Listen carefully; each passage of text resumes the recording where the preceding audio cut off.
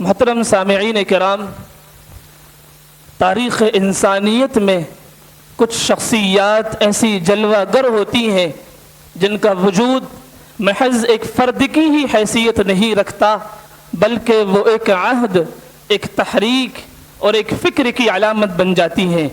ان کی زندگیاں ایک روشن مینار کے مانند ہوتی ہیں جو گمشدہ قافلوں کو صحیح سمت عطا کرتا ہے۔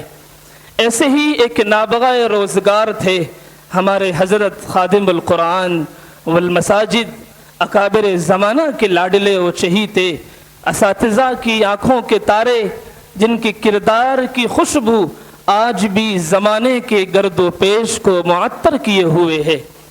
ان کے چہرے پر وقار کی روشنی اور گفتار میں صداقت کی چمک تھی۔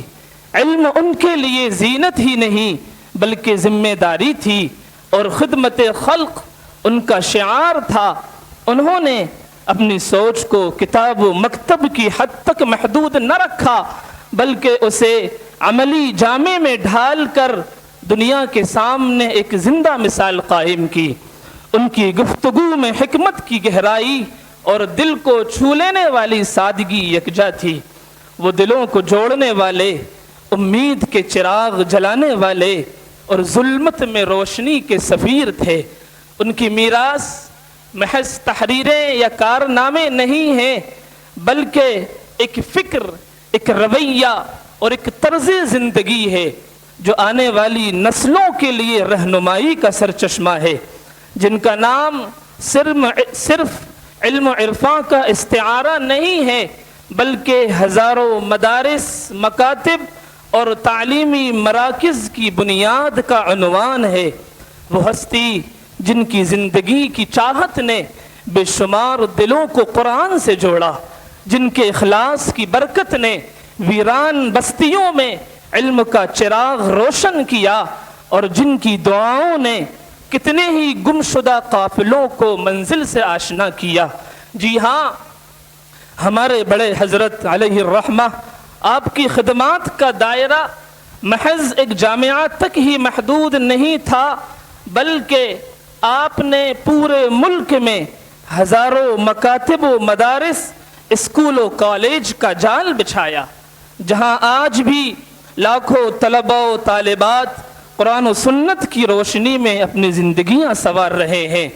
آپ کا درد، آپ کی تڑپ، آپ کی شب بیداریاں اور آپ کی خاموشی اور آپ کی خاموش قربانیاں ایسی ہیں کہ جنہیں نہ تاریخ فراموش کر سکتی ہے اور نہ ہی وقت کی گرد ان کے نقوش کو مٹا سکتی ہے۔ آپ نے صرف ادارے نہیں بنائے بلکہ آپ نے خواب بوئے، سوچوں کو سمت دی اور بے شمار دلوں میں ایمان و یقین کی شمع روشن کی۔ آپ کی زندگی اس حدیث نبوی کی عملی تصویر تھی، خیر الناس من ینفع الناس۔ گویا آپ کی یہ صدائے عام تھی، میری زندگی کا مقصد ہر ایک کو فیض پہنچے، میری زندگی کا مقصد ہر ایک کو فیض پہنچے، میں چراغ رہ گزر ہوں، مجھے شوق سے جلاؤ۔ عزیزو، آج اگر یہ محفل قرآن سج رہی ہے، یہ حفاظ کی اتنی بڑی تعداد جامعہ اور فروعات جامعہ میں تیار ہو رہی ہیں، یہ مدارس و مکاتب آباد ہیں اور علم کا نور ہر گوشے میں ہر طرف پھیلا ہوا ہے، تو یہ آپ جیسے مخلص بزرگوں کا ہی زندگی کا ثمر ہے۔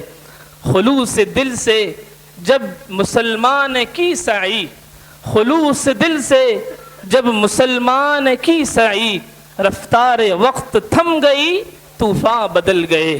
ہم دعا کرتے ہیں اللہ رب العزت حضرت کی بال بال مغفرت فرمائے، جنت الفردوس میں اعلیٰ مقام عطا فرمائے، ان کے حسنات کو قبول فرمائے، ان کے چھوڑے ہوئے اداروں، مکاتب اور فکری ورثے کو تا قیامت باقی رکھے، اور ہمیں بھی ان کے مشن کو خلوص، دیانت اور محنت کے ساتھ آگے بڑھانے کی توفیق و قوت مرحمت فرمائے۔ اللہم اجزہ عنا وعن الاسلام والمسلمین خیر الجزا، واجعل قبرہ روضة من ریاض الجنہ، واجعل قبرہ روضة من رياض الجنة وارفع درجته في عليين واحشره مع النبيين والصديقين والشهداء والصالحين آمین۔ اس سے قبل کی نشستوں میں مجلسوں میں حضرت یہاں بحیثیت صدر کے موجود ہوا کرتے تھے، آج یہ پہلی مجلس ہے، حضرت ہمارے درمیان نہیں ہیں۔ اللہ رب العزت سے دعا ہے اللہ آپ کی بال بال مغفرت فرمائے۔